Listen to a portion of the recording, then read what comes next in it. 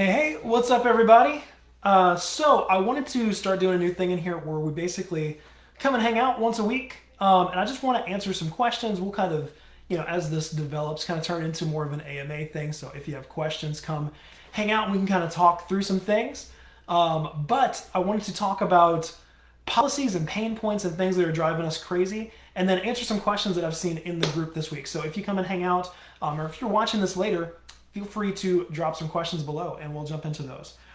So this month in the Studio Challenge membership group, we're talking about policies. We kind of do a theme every month. This month is policies. So if you don't do this annually, I highly recommend it. Once a year, go through, look at your policies, and it's time to kind of see what's working and see what isn't. It's something that you should redo every year just to kind of check out and make some tweaks.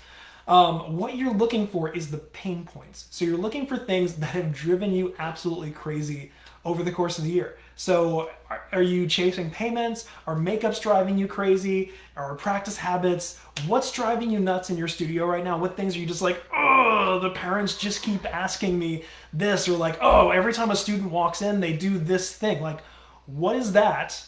And let's make your policies address that thing. So the two big ones that we look at the most are makeup policies and payment policies.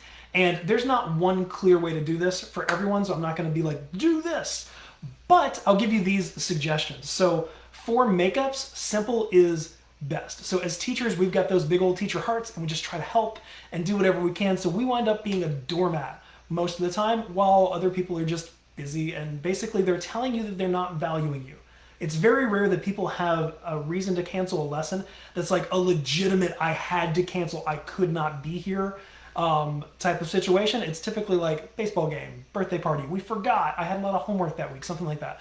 What they're saying is there's something else that I value more than you, but also, can I have some of your other time for free where you can come and give me your lesson and as opposed to that? So remember, with lessons, they are never buying lessons from you. They're buying blocks of your time, right? So they're buying you, they own you on Tuesdays from 4 to 4:30. That's what they're getting, that's what they're paying for. So if they don't come, you can't resell that block of time. It's gone, that's what they've paid for. So as far as makeups go, the simplest version is just to not do makeups. To just say, hey, no makeups. We've had a lot of our teachers move to that. It's clean, it's easy. As a parent, I don't want to have to reschedule a lesson anyway. I've got an 8-year-old. Like, if I'm missing it, it means I'm too busy already. I don't want to have to do it. So there's that slight like, oh, we're not getting what we paid for, but there's a relief of going, at least I don't have to come in and reschedule something with this. So for makeups, I recommend going to a no makeup or a really simple policy to where you're not constantly rescheduling and moving people around. If you're going to do some version of that, make sure that they have to do the work. So hey, we're in my music staff or Fonz or whatever you guys use, and you can jump in and you can reschedule yourself with anything open in there, but you shouldn't have to touch it at all. Or you can send a video. You can use Lesson Mate. Laura and Dave are in our group, and they've got that where you can send a video to them quick and easy. So some version of makeups, but if it's not working for you, change it. Change it. Find something different. You can make it work. If you need help with that, let us know. We can definitely help you to dial in the makeup policy that you want. Payments are the same thing. It kills me to see people chasing payments. Oh, what do I do? They won't pay me. Oh, I've got all these outstanding payments. They're paying late. Like, that shouldn't happen. Like, it's 2022. Auto payments are, like, subscriptions are huge. Memberships are everywhere. Like, almost everything has gone to a subscription or membership based thing, from Netflix to your gym and everything else. Like, it's all memberships and subscriptions that are on auto pay. You should be the same. So I was going to say, I don't think we have a thing for everyone, but I do think that most studios should be on autopay. So if you haven't done that already, move towards that. I also like flat rate tuition just to make it easy, so you're not paying per lesson or having to calculate 3 weeks this month and 5 weeks next month. You can set up your calendar and do the full year and say, hey, we just charge $150 a month, and that's what lessons cost regardless of the weeks in the month. It all evens out. Make it simple. Simplicity is king.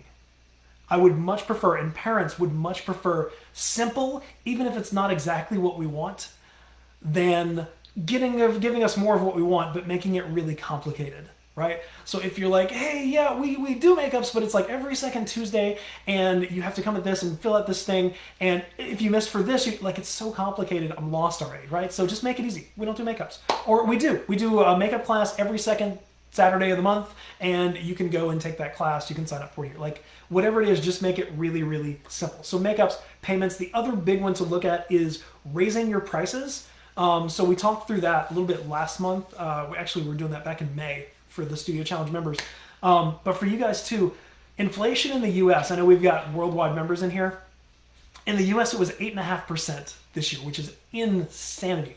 So we're recommending a 10% price increase for music studios. I know you hear that, and someone told me they saw in another piano teacher group that they were like, oh, I just don't think I'm going to raise prices this year because, just with inflation, and I don't want to like scare people off, and I'm just trying to help and all that. Like, it's not your job to bear the weight of inflation for anyone. That's not your job to solely handle that. So what you need to realize is everything is inflating and you go with that. So typically it's like 3%, 3.5%. So we recommend our people raise by about 5%. This year it's more like 10.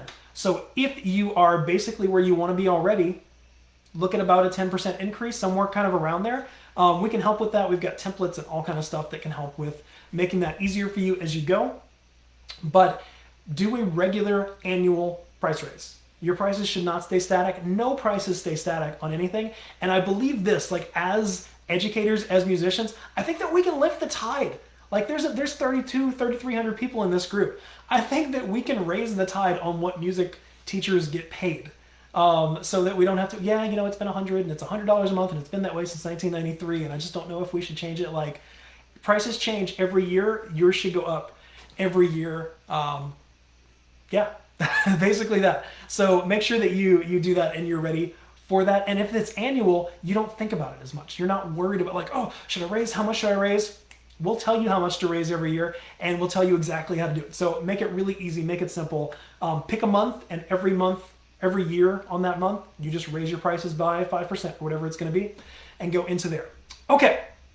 So if you're hanging out, you have any questions on anything, feel free to let me know. I can totally answer some questions live while I'm hanging out here.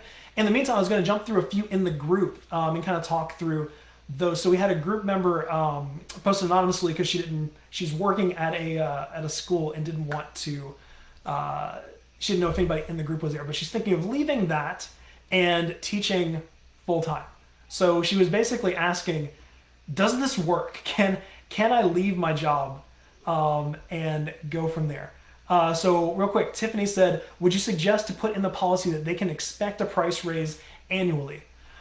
I don't think I would, just because I don't think you want to draw people's attention to that type of thing. And I don't think it needs to be a policy. It just kind of is what it is. So I don't think I would draw attention to it necessarily to say, hey, price raises are every September.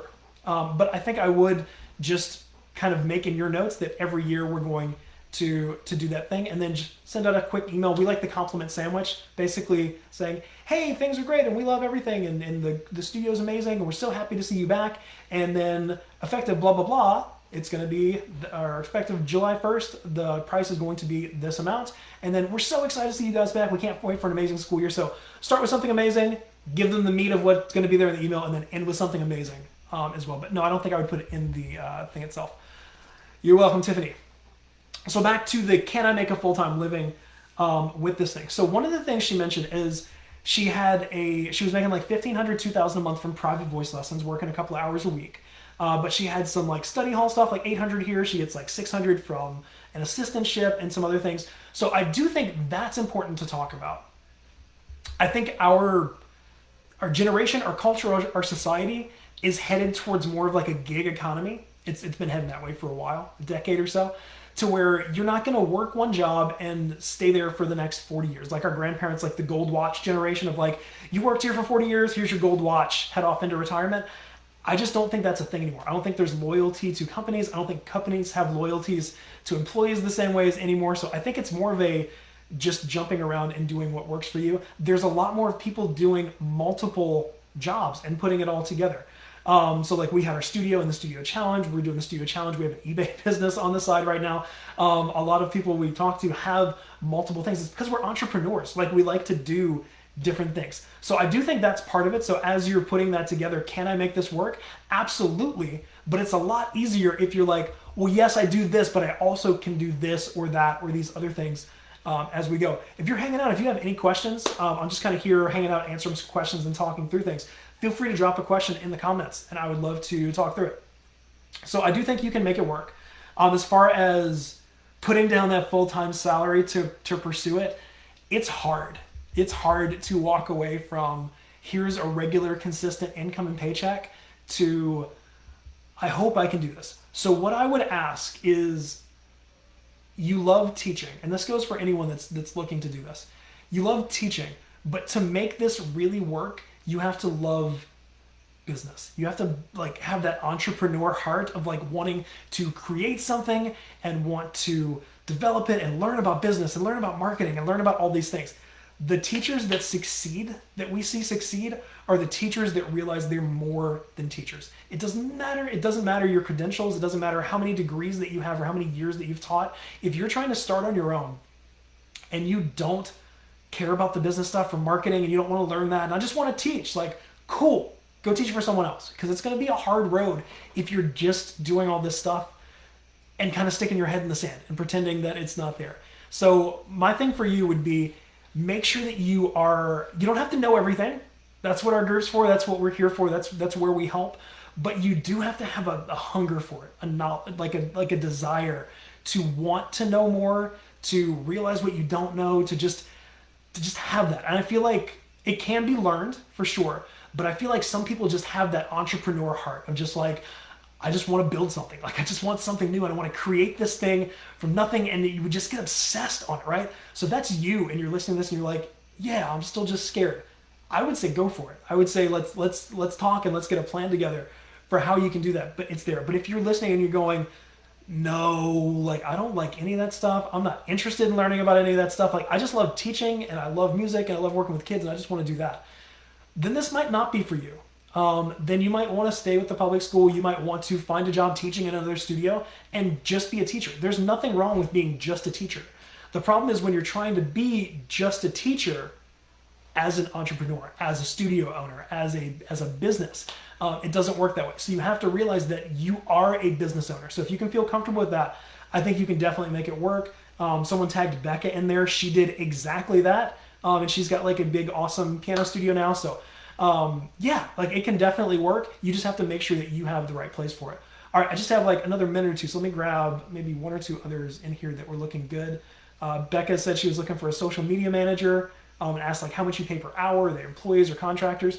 For those real quick, and I think she did find someone. So if you're looking for a social media manager, shoot us a message. I think we've got someone that's pretty good that she's working with. So I do recommend paying kind of a salaried type position instead of hourly, because I don't like paying people for how fast or slow they can work. Basically, hey, I need this, and this done. This is the amount that I can pay for it. Most good social media managers will have a like packages put together already, but I would recommend make sure that they understand what your objective is. So I've seen people work with social media managers and website designers where they put out really beautiful content that doesn't convert at all. The purpose of your social media, the purpose of your website is to get new students. Doesn't matter how great it looks, doesn't matter how shiny it is if it's not bringing new students. So make sure they understand that objective. Look, I'm hiring you. We can talk through what that's going to look like, but I need to bring in 10 new students a month from this. I need to bring in 5 new students a month. I need to bring in new students. Make sure they understand clearly that the objective is to bring in new students, not just to put out new content or brand awareness or any of those types of things, right? It's all about inquiries, bringing new students, making that stuff happen. All right, guys, so we'll be in, I'll try and jump in once a week and do these. We'll maybe announce a little more next time and see if we want to kind of build a little following here and you guys can talk and chat. I would love to answer some questions live with you guys like we did with Tiffany in there. But yeah, we'll kind of hang out, we'll talk. We might do a Zoom thing every now and then where we can actually like see each other like we do in our membership group. But I just wanted to come and hang out and see what you guys were up to and help out in the ways that I can. So we'll see you around next week. I'm looking forward to doing this. So if you have any questions that didn't get answered or that you just don't feel like are maybe worth a post, but you have a question about it, drop it in the comments if you're watching this later, and I'll come back and we'll jump into them next week. So we'll see you guys around. Let us know if you have any questions with basically redoing your policy, stuff that you're stuck with. We can help with that. Like we can help to get you unstuck. It's what we do. So shoot me a message. Let's talk, and we'll see you guys around. Have a good one. Bye.